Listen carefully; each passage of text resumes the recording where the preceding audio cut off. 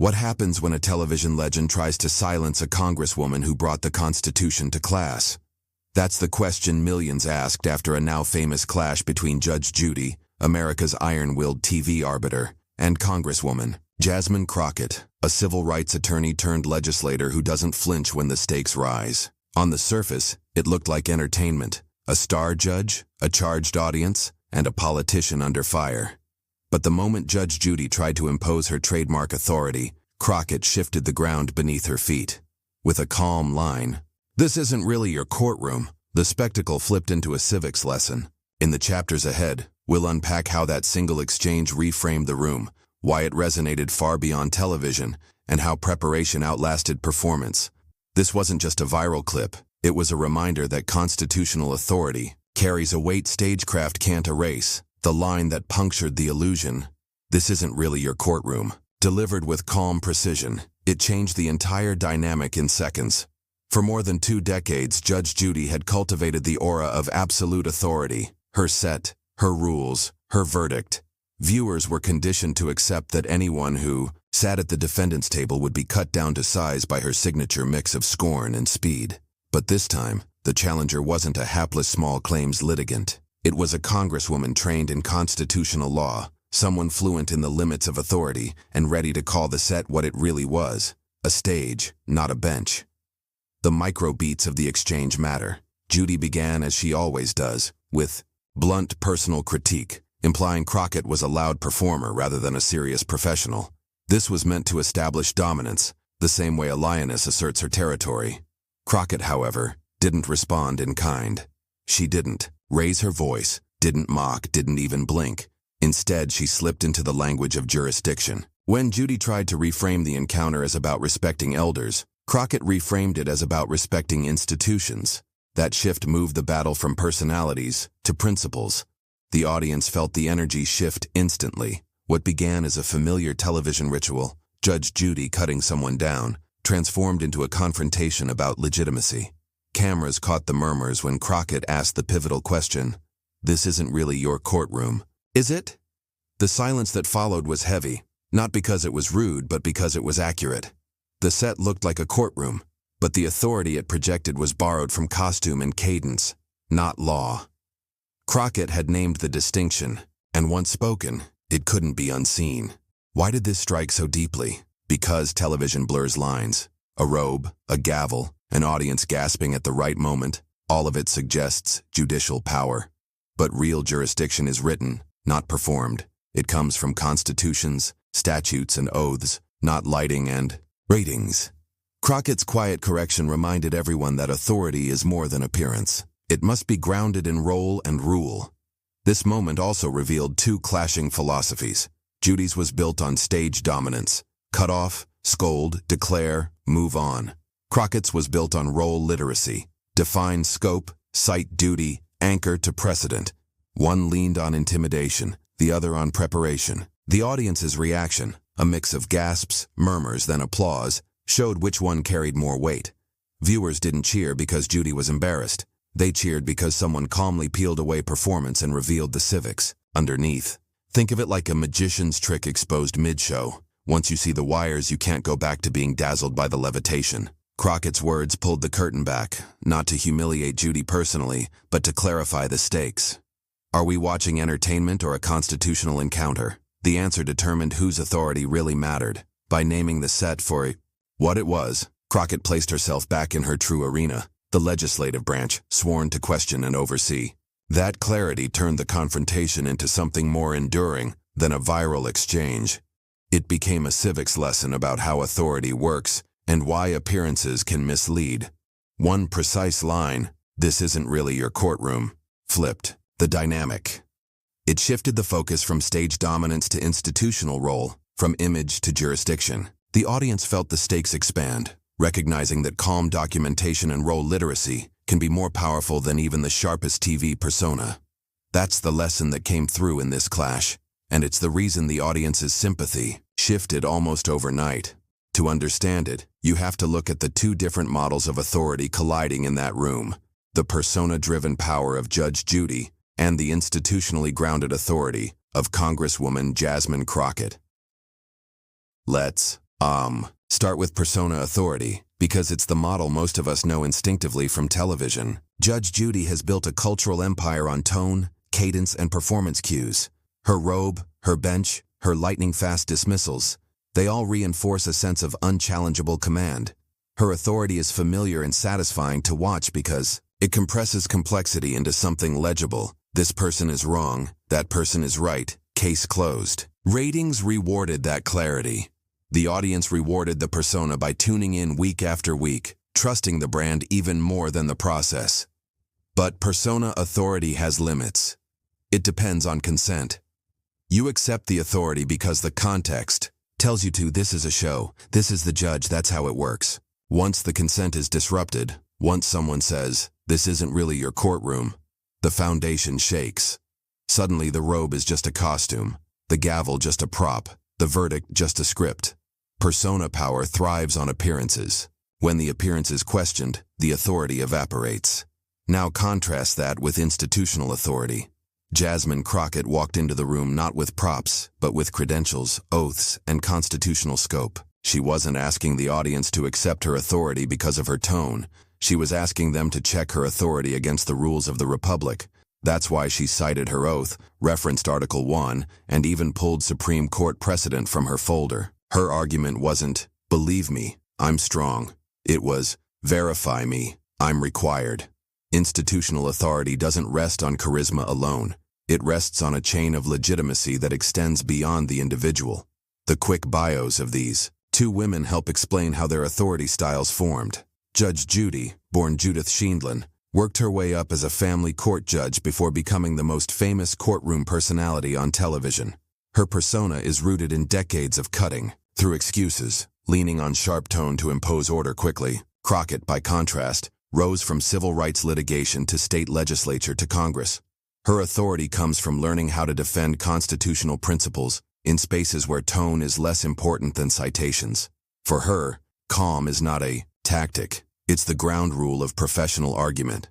So when these two authority models collided, what the audience really saw was a duel between trust me and check me. Judge Judy demanded deference based on her performance track record. Crockett invited accountability based on her institutional role. That's why the audience gasped when Crockett questioned the very premise of Judy's authority. They weren't just hearing a rebuttal, they were watching the coordinates of power shift from stage to statute. This clash also reveals how audiences evaluate respect when roles conflict. Judy's argument leaned on generational hierarchy. I've been in the law longer than you've been alive, therefore you should defer. Crockett's counter leaned on democratic hierarchy. I was elected, I swore an oath, therefore I am obligated. To some, respect means bowing to experience or age. To others, respect means fulfilling your sworn duty. In that moment, the comments made clear which definition resonated. People praised Crockett for being professional, knowledgeable, and calm, not because she dismissed Judy, but because she stayed aligned with her role even under fire. It's worth noting that persona authority often relies on volume. Raise your voice, sharpen your phrasing, and you can control a room. But institutional authority can operate at a lower volume precisely because it has deeper roots. Crockett didn't need to yell. She only needed to cite. Every folder, every precedent, every line from the Constitution added ballast to her words. The effect was paradoxical.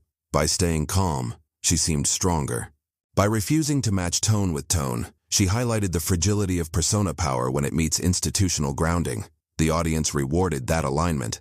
Comments on the viral clip didn't celebrate insults or burns. They celebrated professionalism. People wrote things like, she educated us all, she handled it with respect and courtesy, and she showed what real constitutional knowledge looks like. These aren't the usual metrics of viral internet culture, which often thrives on mockery. Instead, they show that when the substance is strong enough, viewers crave clarity more than conflict. That's why receipts beat rhetoric. Judy's rhetoric was familiar, fiery, scolding, declarative. Crockett's receipts were undeniable, citations, precedent, and a job description that required her to ask the questions Judy mocked. One approach asked the audience to defer to personality. The other approach asked the audience to recognize a duty larger than either individual. In an era when institutional trust often feels shaky, seeing someone wield institutional authority competently felt refreshing. It gave viewers a glimpse of what politics can look like when rules are followed with skill, instead of ignored for spectacle. Authority, in the end, is about where power is located. Persona authority is located in a brand. Institutional authority is located in a system. When the two collide, the system usually wins, at least in the long run. What made this moment extraordinary is that the system won on camera, in real time, against one of the most practiced TV personas in history. That's why the clip felt shocking, almost cinematic. It wasn't just a clash of personalities. It was a clash of coordinates, and the Constitution held. This section traced how two models of authority collided. Judge Judy's persona power built on ratings and tone versus Jasmine Crockett's institutional power built on oath and oversight. Viewers rewarded the model that asked to be checked, not blindly trusted. Calm receipts outlasted loud rhetoric, and respect was redefined as alignment with duty, not deference to personality. That was the essence of Jasmine Crockett's reply, and it's the pivot that transformed a fiery TV confrontation into a civics lesson. Judge Judy called Crockett a grandstander, but Crockett countered with something sturdier than personality: the Constitution itself. She reminded everyone watching that congressional oversight is not a hobby or a performance. It's a mandated responsibility, written into Article 1, Section 8, and supported by nearly a century of Supreme Court precedent. Every member of Congress takes an oath to support and defend the Constitution of the United States. This isn't symbolic fluff. It's a binding commitment that frames the daily work of a legislator. Crockett wasn't just on that set as Jasmine the politician. She was there as Jasmine the oath-bearer, someone constitutionally obligated to scrutinize the actions of other branches. Article 1, Section 1 of the Constitution establishes legislative power in Congress. Article 1, Section 8 lays out Congress's authority, which includes regulating courts and creating all laws necessary for executing its duties. That authority implicitly, and later explicitly, includes the power of oversight, questioning officials, investigating misconduct, and demanding accountability from the executive and judicial branches. Without oversight, lawmaking would be blind. With oversight, it's informed. So when Judge Judy dismissed Crockett's questioning of justices as grandstanding, she was essentially mocking one of the most central legislative responsibilities in the U.S. system. Crockett didn't take the bait by defending her personality or motives. She redirected the conversation to her role. I took an oath to support and defend the Constitution. By doing that, she shifted the frame from vibes to validity. She wasn't performing for cameras. She was fulfilling her mandate. Oversight often looks performative because it plays out in hearings that get clipped for social media. Long questioning sessions, heated exchanges, and sound bites dominate coverage. But underneath the spectacle, oversight is a tool for gathering information. Committees use it to inform future legislation, test the executive branch's compliance with law, and evaluate judicial behavior. Crockett leaned into that duty. When she reminded the room that questioning justices isn't disrespectful but required, she exposed how fragile the grandstanding criticism actually was. A legislator can't do their job without questioning. To reject oversight is to reject lawmaking with eyes open. She made that plain, and the audience could feel it. Suddenly, what looked like attitude revealed itself as obligation. This is where the civics lesson cut through. Oversight is not optional, it is structural. That distinction turned Judy's accusation on its head. What Judy called arrogance was, in constitutional terms, diligence. Then came the receipts. Crockett didn't just rest on her oath. She reached for precedent. One of her most quoted references was McGrain v. Dougherty, 1927, a Supreme Court case affirming Congress's right and duty to investigate in order to legislate effectively. In that decision, the court made clear that oversight isn't a bonus feature of democracy. It's a cornerstone. By citing precedent, Crockett did two things. First, she showed that her authority came with institutional backing. Second, she reminded the audience that the Constitution has already anticipated this exact criticism. Oversight has always looked like confrontation, but as the court explained, confrontation in the name of inquiry is not disruption. It's the system functioning properly. This was the genius of Crockett's pivot. She didn't argue over whether she was being loud or polite. She showed that the Supreme Court itself had said Congress must ask questions, even uncomfortable ones, or else governance collapses into rubber stamping. By bringing in precedent, she turned a rhetorical duel into a teachable moment. The audience wasn't just entertained, they were educated. Here's where the tension crystallized. Judge Judy has real legal training and once presided in a real courtroom. But in that moment, she was on a television set. Her jurisdiction was symbolic, a performance rooted in arbitration agreements between guests who consented to have their disputes televised. That's entertainment authority, not constitutional authority. Crockett exposed this gently but firmly. This isn't really your courtroom. With that, she made explicit what had been implicit. Judy's authority on set is contractual and cultural, not institutional. Crockett's authority, by contrast, flowed directly from Article 1 and the voters who elected her. One was performance jurisdiction. The other was constitutional jurisdiction. This mattered because Judy had leaned on her decades of experience and television dominance as proof of superior standing. Crockett's reply reframed the hierarchy. TV authority can command ratings. Congressional authority commands accountability. The two aren't in the same category, and Crockett made sure the audience understood that. This pivot resonated far beyond the studio because it reminded viewers that institutional power is sturdier than personality power, even when the personality is beloved. It was satisfying to see someone check a figure like Judge Judy, not through insults, but through civics. The comments online reflected that. People weren't cheering a roast. They were celebrating competence, the quiet insistence that rules, not vibes, decide legitimacy. The pivot also gave viewers a new way to measure respect. Judy argued that respect means deference to age and authority figures. Crockett argued that respect means fidelity to institutional duty. One model asked for submission. The other model offered accountability. The audience chose the latter, and their reaction showed that they valued preparation over persona. This is why legal scholars and educators jumped on the clip. Professors shared it in classrooms. Judges acknowledged its clarity.